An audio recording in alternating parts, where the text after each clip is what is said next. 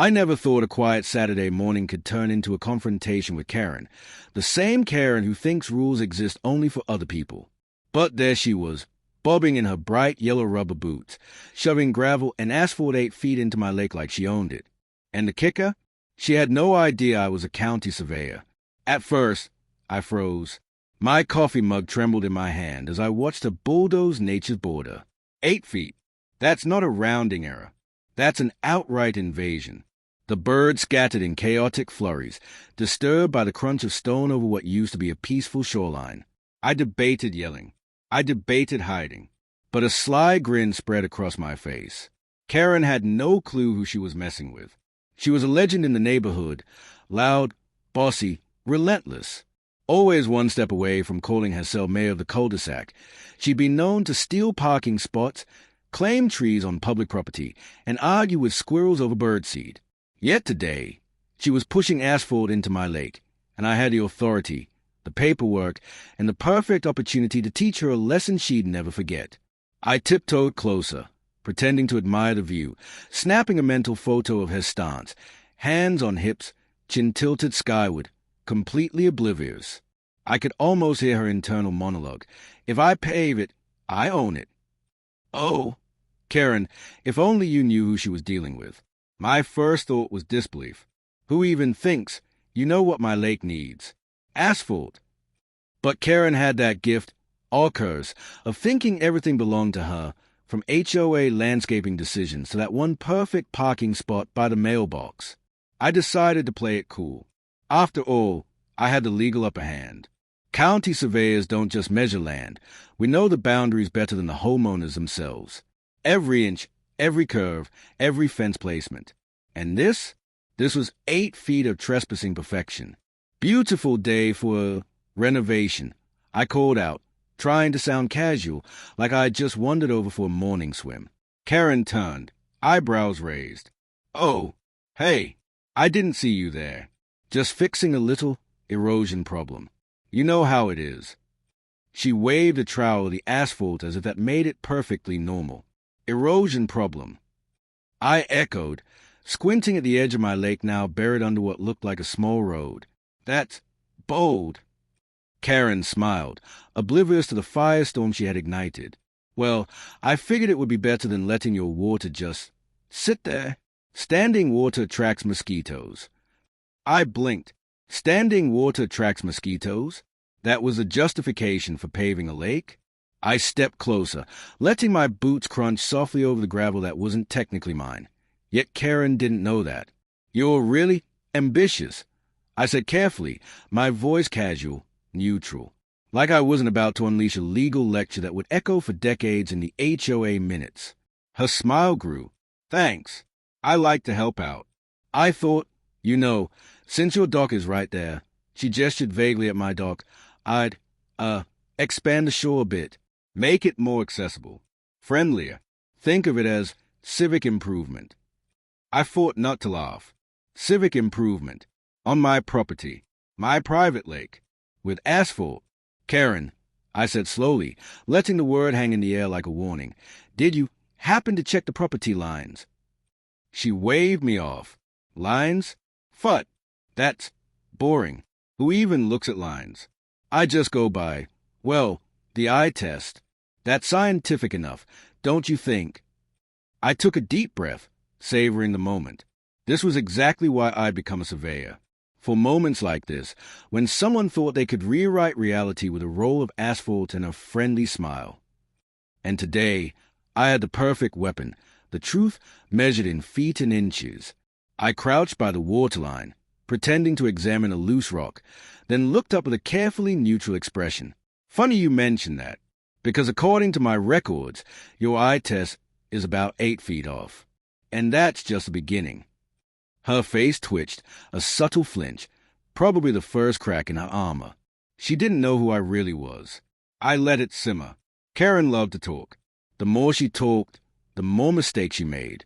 You see, I continued, this lake is a legal boundary, and technically, this little extension of yours is now a trespass. But don't worry, I'm not the type to shout immediately. I like to give people a chance to rectify things.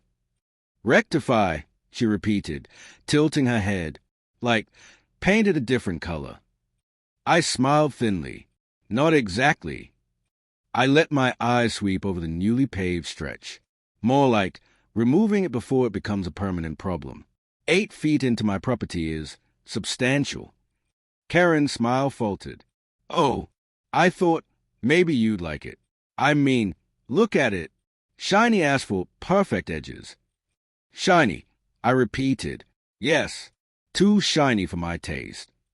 I stood up, letting the authority in my posture speak louder than any words. Karen, here's the thing. County surveyors are trained to measure, record, and, when necessary, enforce property lines. And today, you've just given me a reason to do all three. Her hands went to her hips again, but this time the confidence wavered. She opened her mouth, then thought better of it. I could almost hear her mind spinning. Wait, this isn't a friendly neighbor chat. This is serious. Maybe he's one of those people with paperwork and rules and measuring sticks. Oh no. And she was right to panic, because I wasn't just any neighbor. I was a person who measured land for a living, whose every day consisted of maps, markers, stakes, and occasionally catching people like Karen in the act. And now, with my coffee cup in hand, a mental checklist forming, and the perfect mix of patience and authority, I was ready. Karen was about to learn that boundaries exist for a reason, and that sometimes the county surveyor is watching more closely than you think. The birds hadn't come back yet. The lake was half-paved. And Karen, well, she was about to discover that ambition without knowledge can be a dangerous combination. I smiled, took a sip of coffee, and prepared for the moment that would turn a Saturday morning into a legendary story in the neighborhood. Karen's smile was fading fast, but she wasn't the type to give up easily. I could see her mental gears grinding, trying to come up with a comeback, a justification, or some magical loophole that would allow her to keep her shiny new asphalt extension. The kind of loophole that only exists in the fantasies of people like Karen. Well, it's just a few feet, she said finally, waving one hand vaguely at the encroachment. A little change won't hurt anyone, right?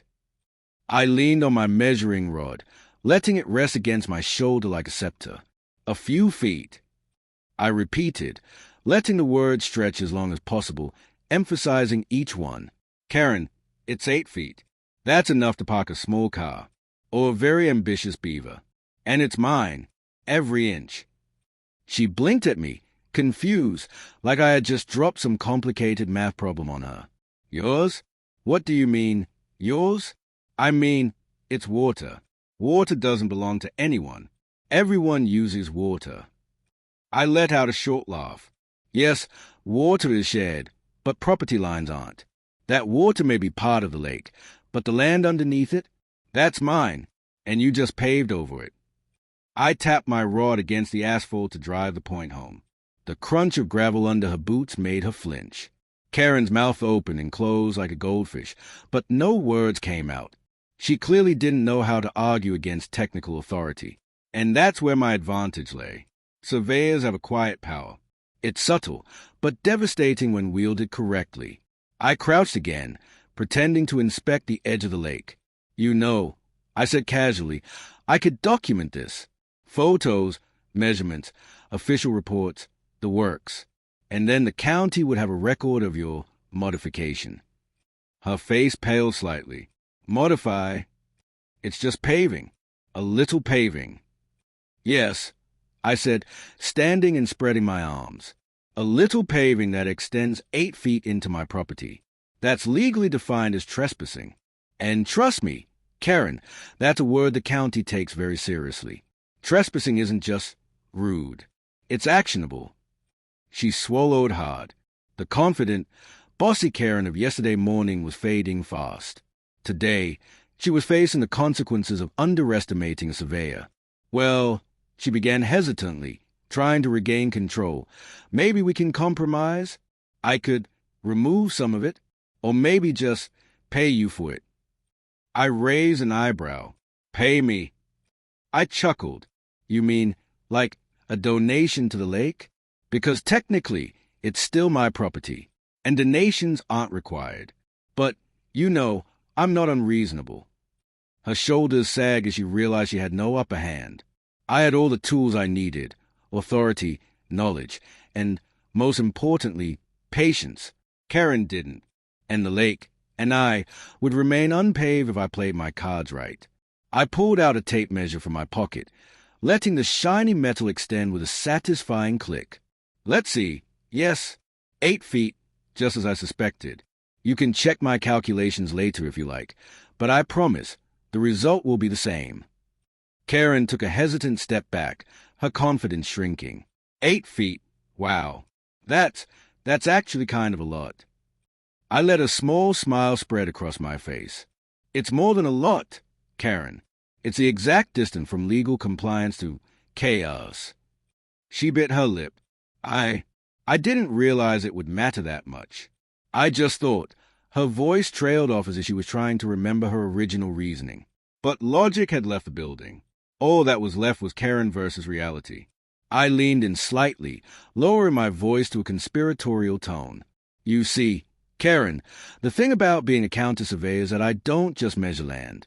I document it, I protect it, and when necessary, I enforce it. And right now, you're in violation of all three. She paled further. Enforce it?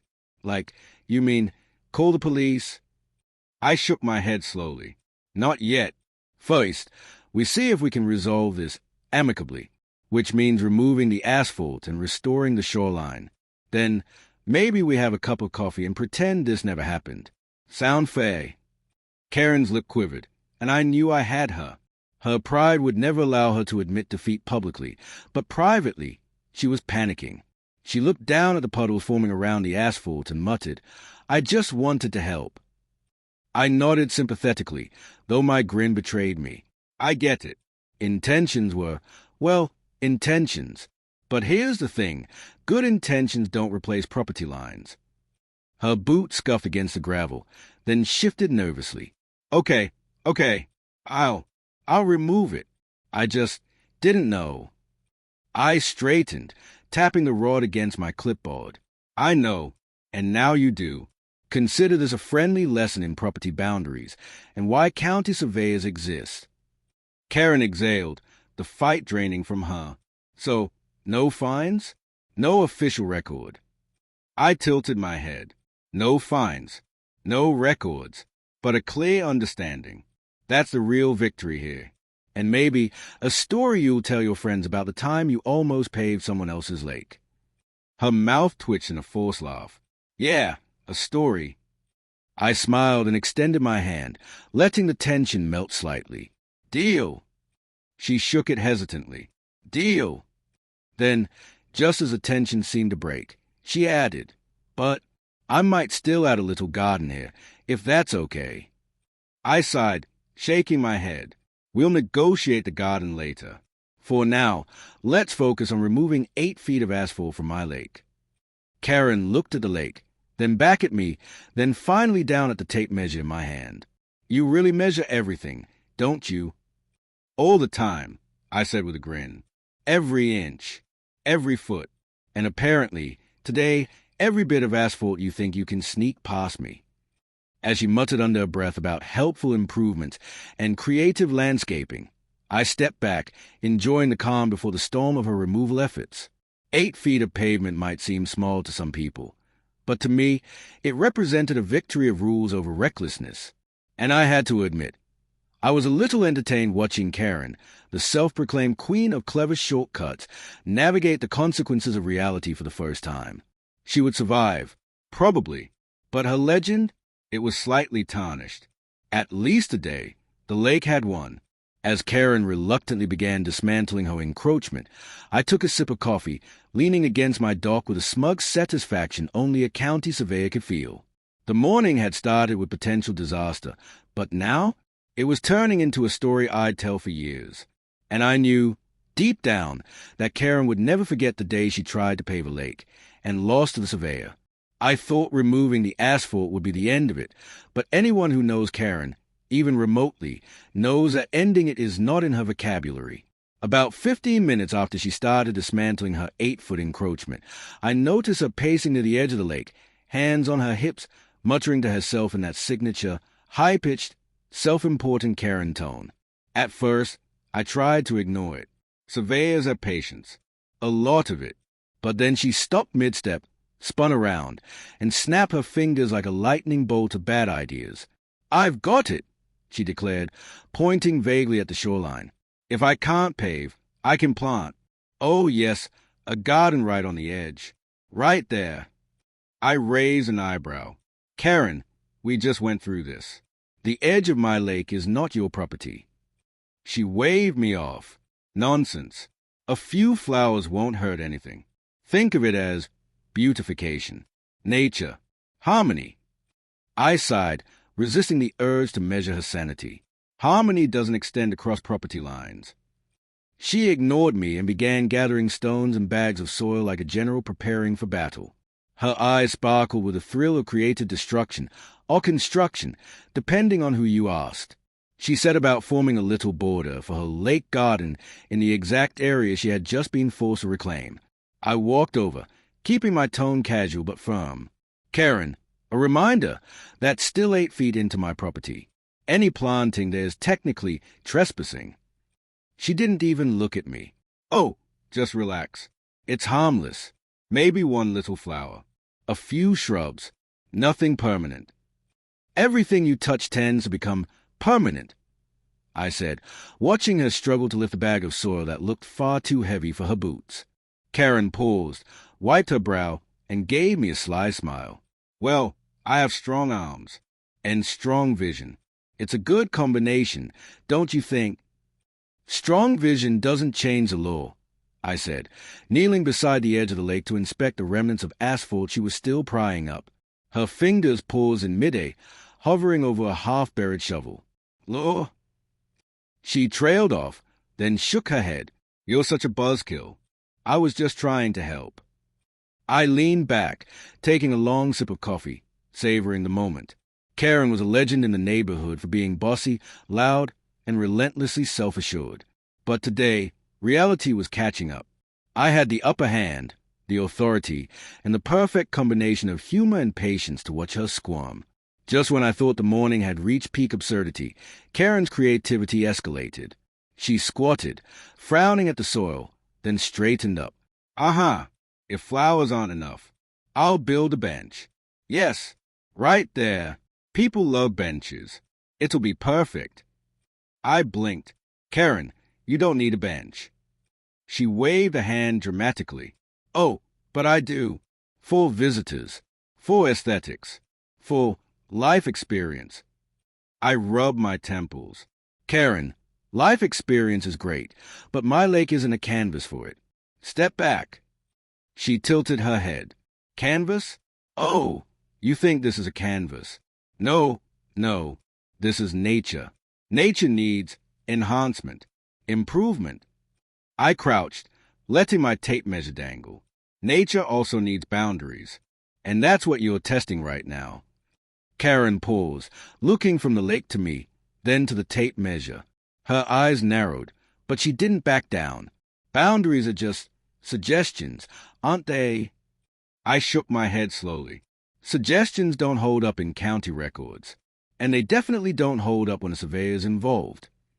For a moment, she looked genuinely puzzled. Then, like a switch flipped, she smiled. "Well, if you're a surveyor, maybe you should help me. Yes, let's measure where the bench should go." I blinked. "You want me to help you trespass on my own property?" Her grin only widened. "Exactly. It'll be fun. Collaboration. Teamwork." I couldn't help but chuckle, partly out of disbelief and partly because, yes, Karen had a twisted charm in her ridiculous confidence. "Karen, no. We are not collaborating on trespassing. We are removing trespassing and preventing further chaos." She pouted, a fleeting expression that disappeared almost instantly. "Fine, but just so you know, this is boring. Boring and unfair. Why can't we do something exciting?" I leaned on my rod and smirked. Excitement is relative. For me, excitement is catching someone trying to pave a lake without permission. And today, congratulations. You provided me with peak excitement. Karen muttered under her breath as she continued dismantling her ill-fated asphalt project. But I could see the plotting behind her eyes, the gears turning, looking for the next angle, the next idea that might let her stake some claim. She had learned some humility, but not enough to stop trying. As I surveyed the scene, I realized I was witnessing a perfect storm of absurdity.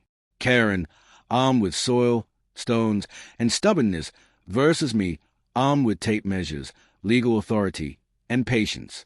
It was a classic battle, chaos versus order, ambition versus boundaries. And in this case, boundaries were winning, barely.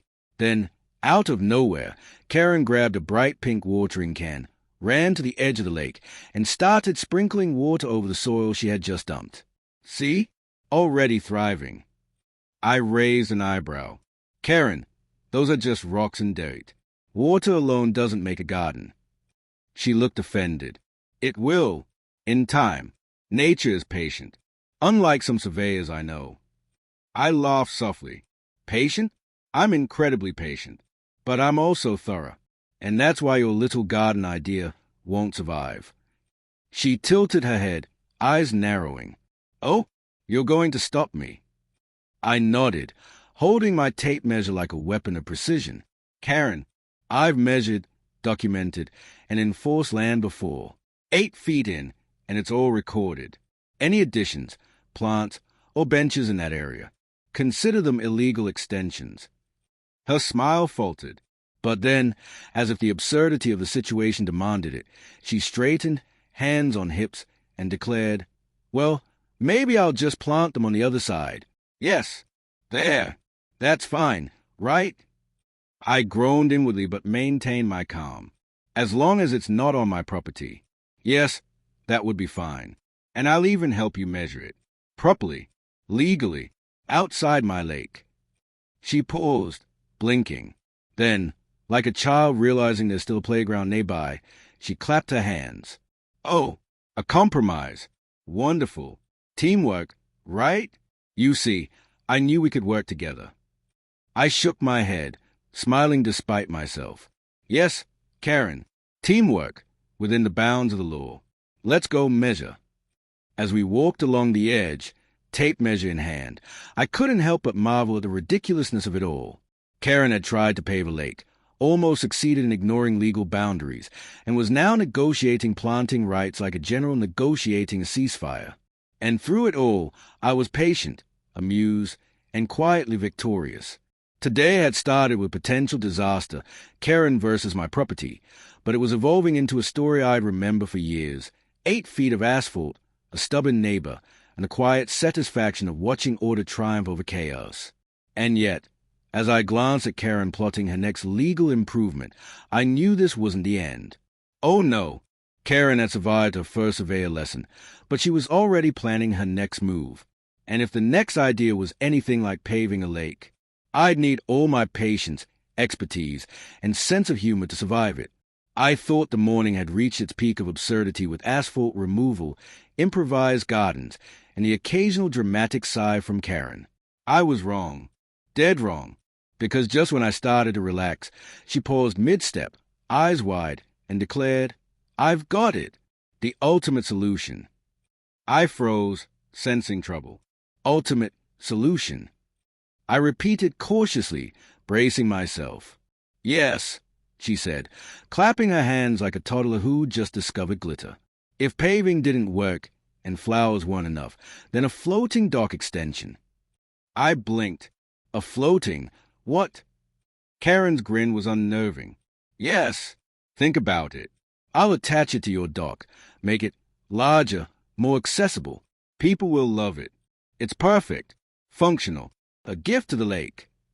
I took a slow sip of coffee, trying to maintain composure. My mind raced through every conceivable argument, every possible line of defense. But Karen wasn't listening.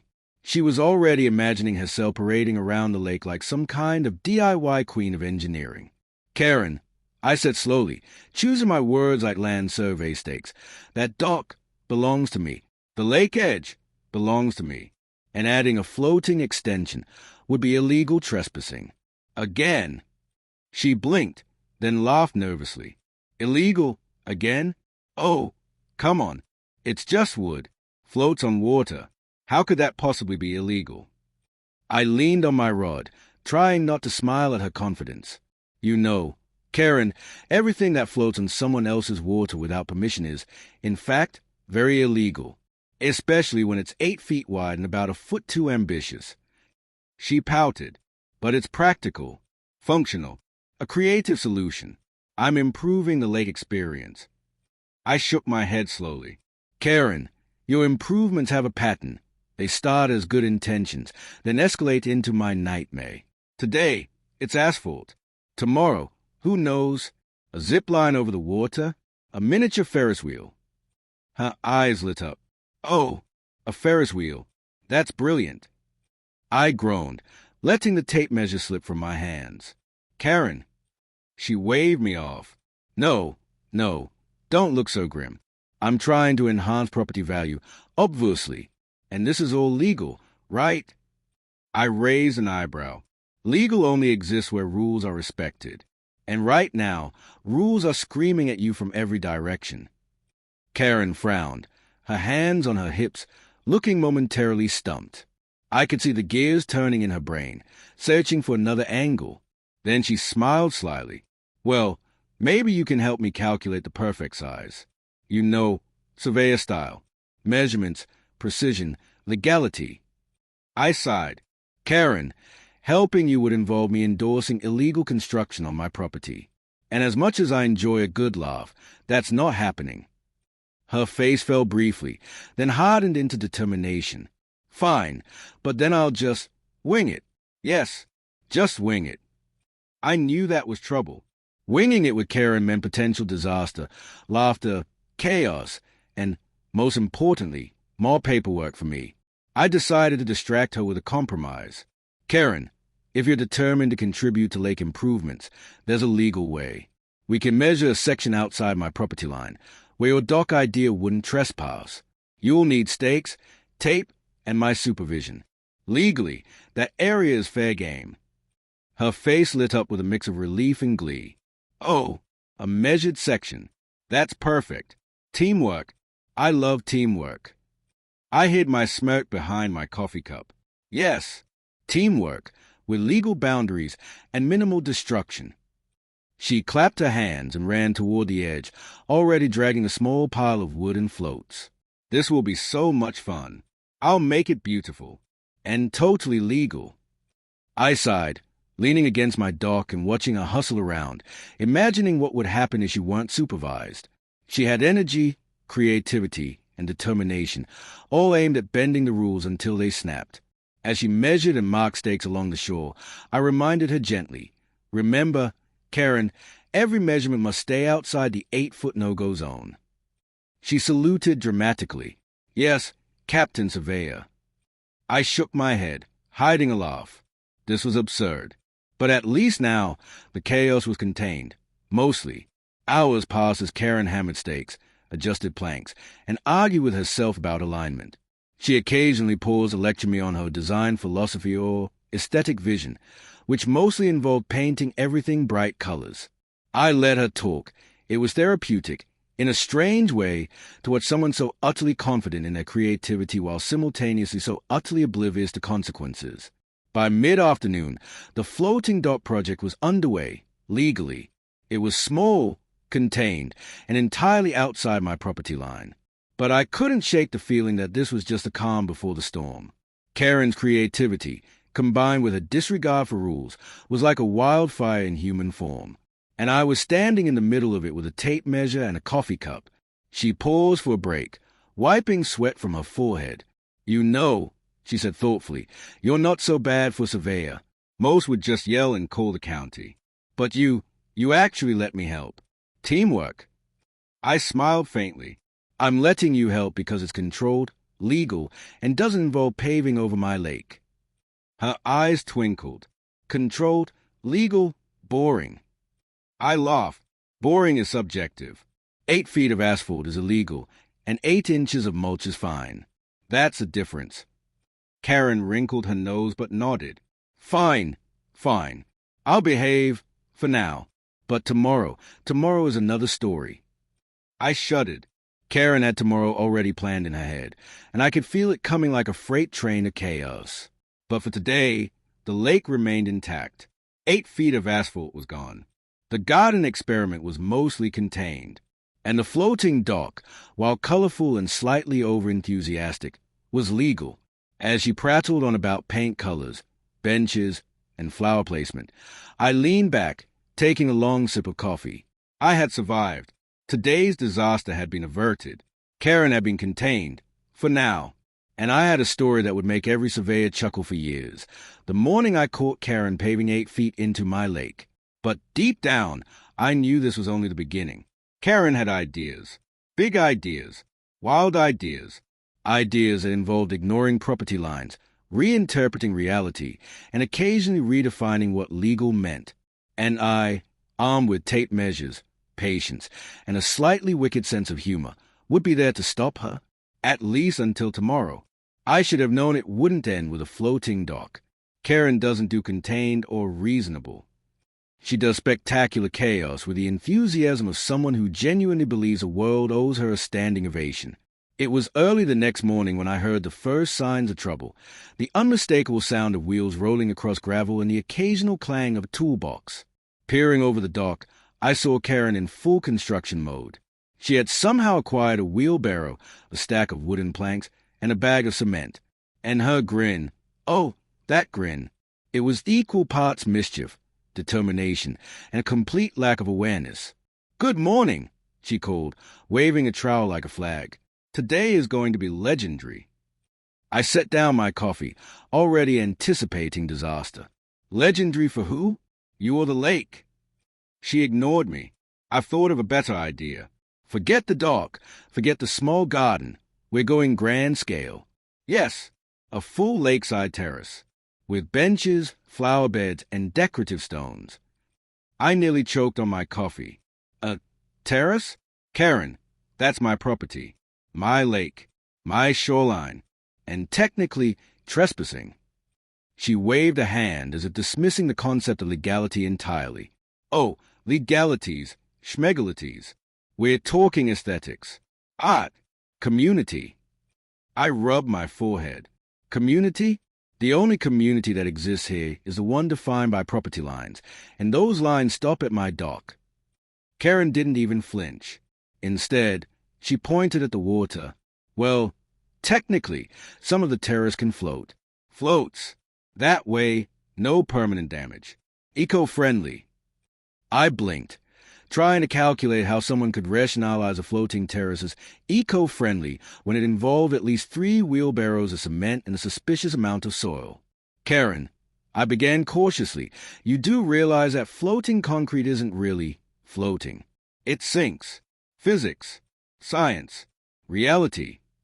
Her eyes narrowed, but she didn't stop. Minor details. Engineers worry about that. We'll figure it out. You and me, surveyor style. Measurements, stakes, precision. I sighed. My tape measures suddenly felt heavy in my hand. I realized this wasn't going to be a battle of arguments or polite suggestions. This was going to be a war of patience, planning, and paperwork. She was halfway through hauling cement when I stepped forward, determined to assert control. Karen, stop. Right now. Let's measure the boundaries before any more madness occurs. She froze mid-step, then twirled with excitement. Yes, measure, teamwork, efficiency. I pinched the bridge of my nose. Teamwork with Karen always involved her redefining rules mid-game, and I had a feeling today would be no different. We started marking stakes. Tape measures stretched across the shoreline. Karen was unusually cooperative. Well, as cooperative as someone whose mind was simultaneously planning a lakeside terrace could be. See, she said, pointing to the far side of the proposed terrace. This is perfect. Right on the edge. Just enough space for flower beds and a bench. You can measure, I'll direct. I shook my head slowly. Karen, that edge is my property. Any construction there, floating or otherwise, is trespassing. She pouted briefly, then shrugged. Fine, we'll just adjust. A little to the left, slightly diagonal. Still perfect. I let her adjust, secretly impressed by her stubborn determination, but also mentally noting the future paperwork she was creating for me. 8 feet of asphalt yesterday. Floating dock today. Lakeside terrace tomorrow. I was documenting every step, every inch, like a general tracking enemy movements. By late morning, Karen's project was beginning to take shape, legally, or at least technically, according to the boundaries we had measured and agreed upon. But she was restless, pacing, muttering about benches, flowers, and, most concerning, decorative statues. "Karen," I said slowly, trying to plant a seed of reason, "we need to stop adding features for a moment. Let's just focus on the terrace itself. Structure, layout, measurements. That's it." Her eyes widened. "Only the structure? But it won't feel complete. We need aesthetics, community, vision." I groaned. "Vision, yes, but not illegal vision. Measurements first. Everything else comes later." She frowned but seemed to accept the compromise. For now, I watched her hammer stakes, level planks, and meticulously place each floating platform according to our measurements. It was almost impressive in a terrifying sort of way. But then, as if sensing victory, she paused dramatically and announced, "Wait, I need a bridge. A small bridge from the dock to the terrace. Yes, function and style combined." I froze. "Bridge." "Yes," she said, eyes sparkling. "It's essential. How else will people access the terrace without stepping on the water? Think of the elegance, the drama." I rubbed my temples. Bridges are serious business. They require engineering, permits, safety inspections, and I was not ready to have Karen build one herself. "Karen, bridges require permits, structural calculations, and approvals. We're not doing that today." She blinked. "But it's just a small bridge. Wooden, functional, beautiful." I sighed deeply. "Karen, small bridges built without permits are still illegal.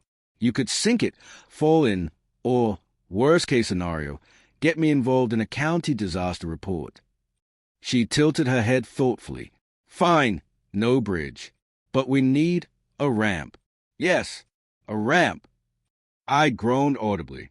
This was escalating faster than I could legally document. "Karen, we need to pause, measure, level, and stop adding ideas for 10 minutes. She stomped her foot dramatically. 10 minutes? That's an eternity. But, okay, 10 minutes. During that 10 minutes, I took a breath, reviewed my notes, and tried to mentally prepare for the next wave of Karen creativity. She was relentless, chaotic, and astonishingly confident.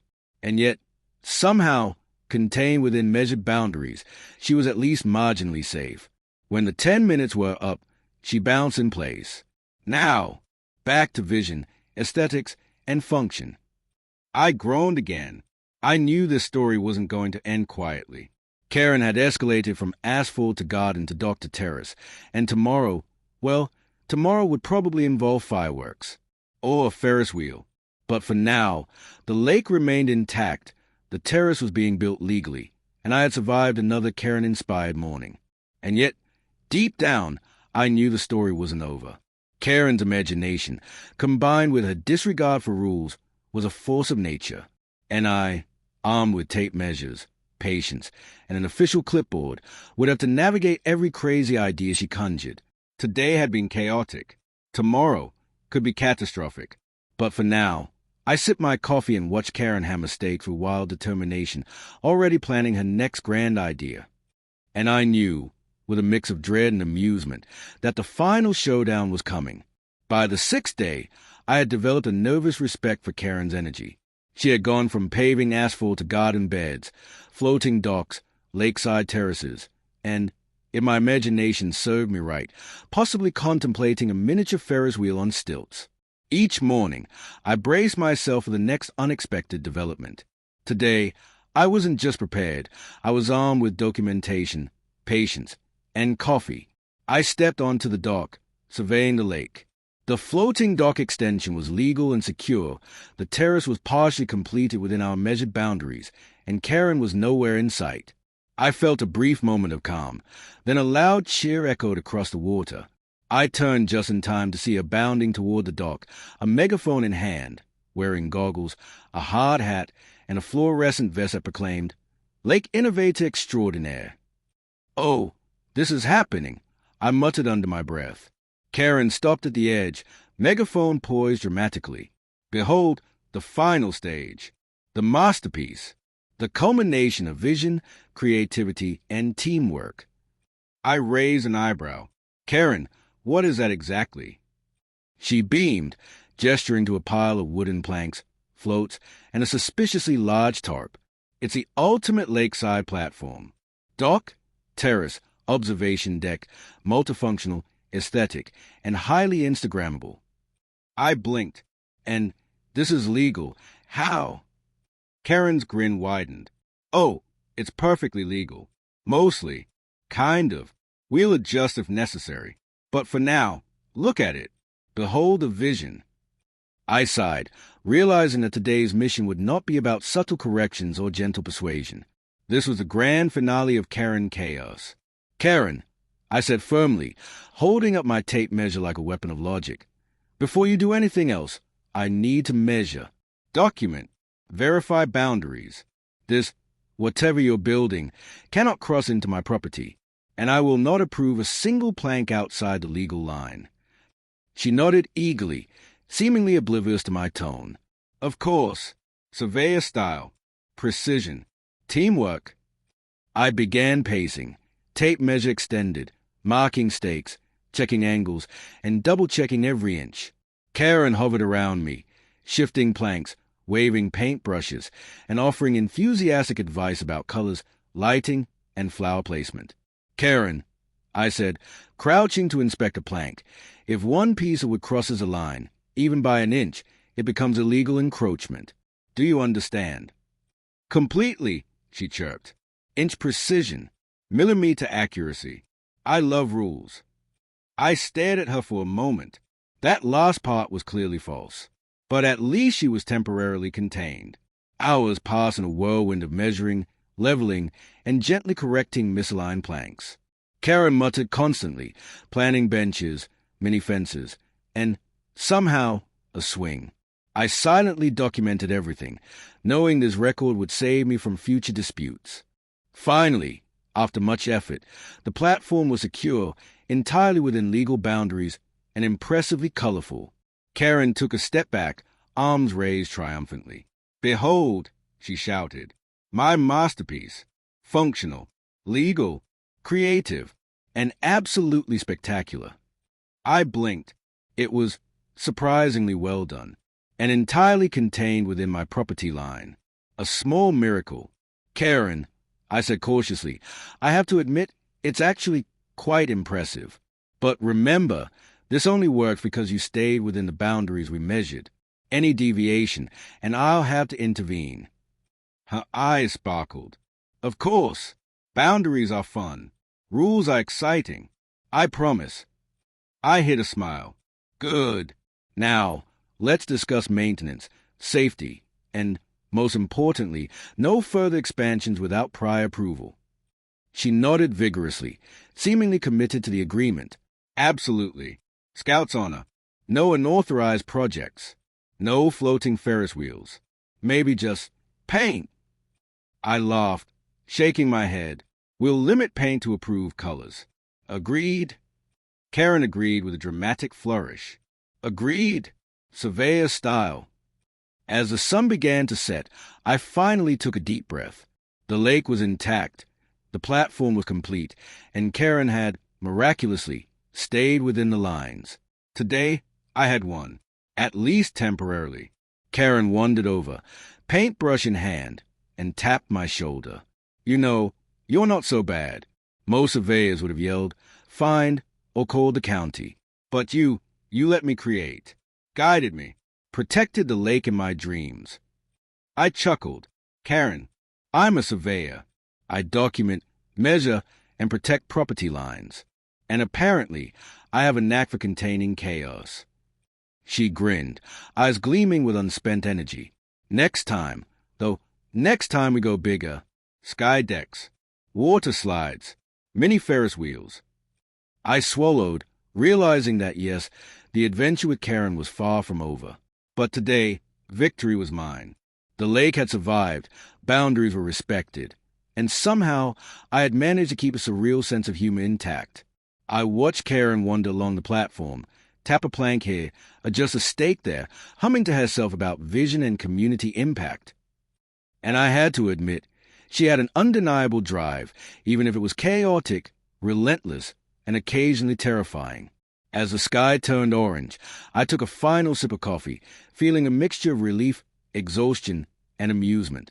Karen might push boundaries, bend rules, and redefine reality itself, but as long as I had a tape measure, patience, and a sense of humor, the lake would survive. I leaned back against my dock, mentally preparing for tomorrow. Karen had ideas, big ideas, wild ideas, but today, for the first time, she had been contained, channeled, and mostly compliant. And somehow, against all odds, I had lived to tell the story. The morning I caught Karen paving 8 feet onto my lake and survived her creativity, chaos, and unrelenting determination. Karen might be a force of nature, but so was I. And in this small, absurd battle between order and chaos, rules and imagination, I had won. For now. Because one thing was certain. In the battle between Karen and the county surveyor, tomorrow would be another story. But today, the lake was safe, the boundaries respected, and the floating terrace, absurd, colorful, and slightly over the top, stood as a testament to the strange, hilarious victory of patience, authority, and a well-placed tape measure. And as Karen wandered off, humming to herself about the next big idea, I smiled. Chaos might be inevitable, but boundaries would always win.